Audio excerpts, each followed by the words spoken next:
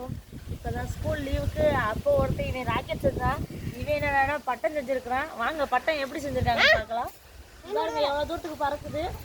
சந்தோஷம், பட்டம் எப்படி செஞ்ச, என்ன வச்சு செஞ்ச, இதுக்கு எவ்வளோ செலவாச்சு, என்ன பொருட்கள் தேவை இந்த பட்டம் செய்யறதுக்கு?